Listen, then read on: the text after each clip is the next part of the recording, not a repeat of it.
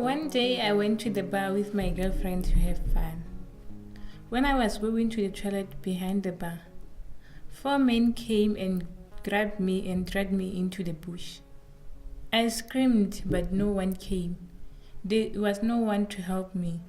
They almost took an hour raping me. I was crying.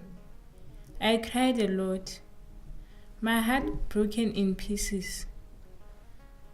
After they finished raping me, they ran away and I ran to the bar looking for help. A neighbor came. He asked me why I was crying. I told him I was raped. He said he will take me to the police in his uncle's car. We went to his uncle's place to get the keys. It was dark inside, so he said, "Come inside and light the candle so he can find the keys." I felt him behind me. He pushed me into the bed and held a knife to my stomach. I screamed for help. He told me to shut my mouth, took off my trousers and raped me. Next thing, the door opened and his uncle shouted, "What are you doing? What's going on in my house?" I pulled on my trousers and ran out of the house.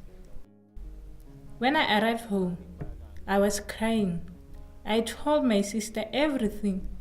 He said I should sleep and go to the police in the morning. In the morning, I started to wash my head as it had soil and grass on it. My sister stopped me. She told me that they were taught at school that if one is raped, they should not bath before going to the police. My sister came with me to the police station and I was crying all the way.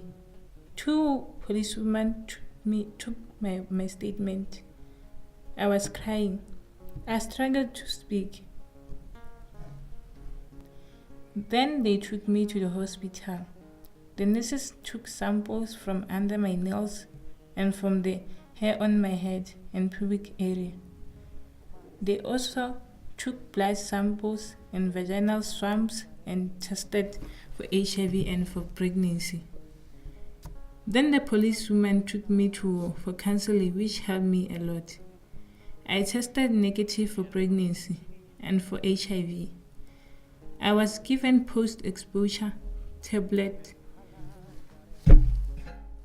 and advised to return the follow-up test after 3 months. The post-exposure tablet made me dizzy and I was vomiting, so I stopped taking them and threw them away. The police told me that the suspect tested positive for HIV. I was very scared of contacting HIV. I feared what my neighbors and friends would say for having been raped and being HIV positive.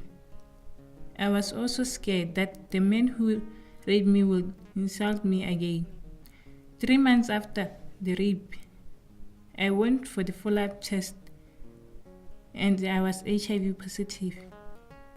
I was scared and angry at the men who raped me, and I was afraid to tell my family and my boyfriend. The case is still with the police and it has not been to court. My neighbor who raped me is still my neighbor.